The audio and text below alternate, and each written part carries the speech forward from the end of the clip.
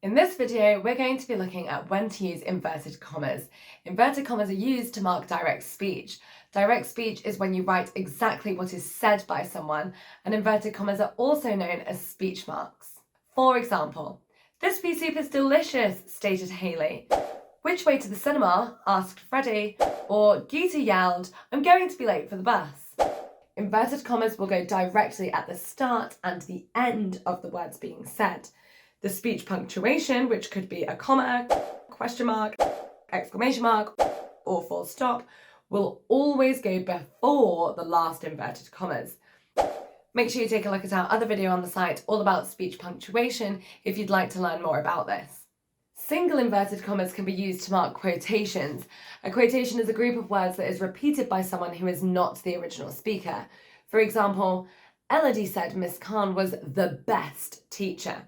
Single inverted commas can also be used to refer to the title of something. The SPaG samurai characters are really helpful. Now let's take a look at the first question. You are going to tick 2 of the boxes to show where the inverted commas should go.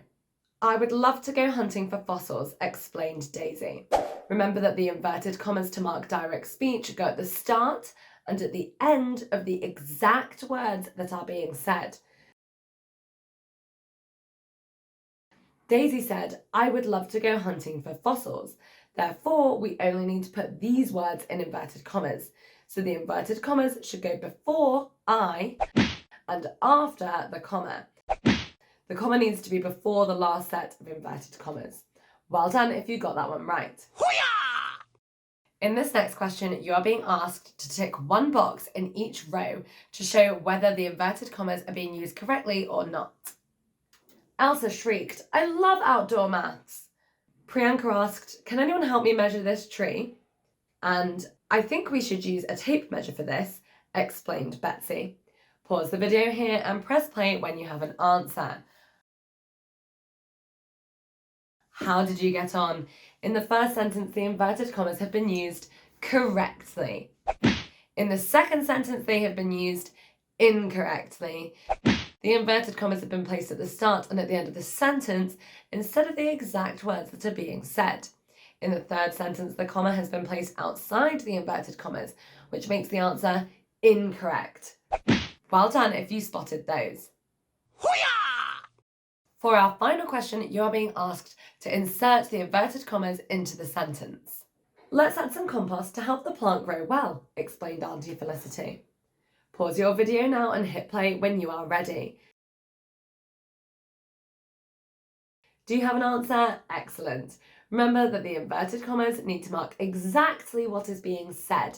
In this sentence, Auntie Felicity said, "Let's add some compost to help the plant grow well." The inverted commas go before "let's" and after the comma, as the punctuation needs to go before the inverted commas. Very well done if you got that one right. Hoo-yah! If you're looking for any more English videos just like this one, make sure you head to the Twinkl website to check them out. See you next time. In this video, we are going to look at using speech punctuation. Inverted commas, or speech marks, are used to mark direct speech. They go at the start and end of what is being said. Direct speech means using the exact words that the speaker used. For example, "How much is a hot dog?" asked Jay. Ella moaned, "I hate ironing." In most cases, direct speech will start with a capital letter. Direct speech always ends with a piece of punctuation, which could be a comma, question mark, exclamation mark, or full stop. This goes inside the inverted commas. "This corn is tasty," squeaked the mouse. Pablo yelled, "What awful weather." If the direct speech isn't at the start of a sentence, a comma is used after the reporting clause and before the inverted commas. Let's have a look at the first question. Which sentence is punctuated correctly? "My favourite sandwich is egg mayonnaise," stated Roman. Look at the punctuation closely in each of the sentences. In the first sentence, the inverted commas have been put around the whole sentence, and not just what is being said. In the third sentence, the comma is missing before the inverted commas. In the fourth sentence, the inverted commas have only been put around the reporting clause. Therefore, the correct answer is sentence number 2. Well done if you got that one right. In this question, you are being asked to add the missing speech punctuation to the sentence below. What time does your badminton lesson start? Asked Uncle Ray. Pause the video and press play when you have an answer.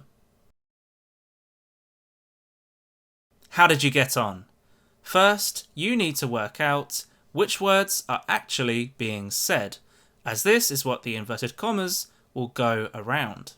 Uncle Ray asked, "What time does your badminton lesson start?" Then you need to work out what punctuation needs to be used. The reporting clause gives us a clue as it says asked. Therefore, it is a question, so a question mark needs to be added. Remember that the question mark needs to come before the final inverted commas.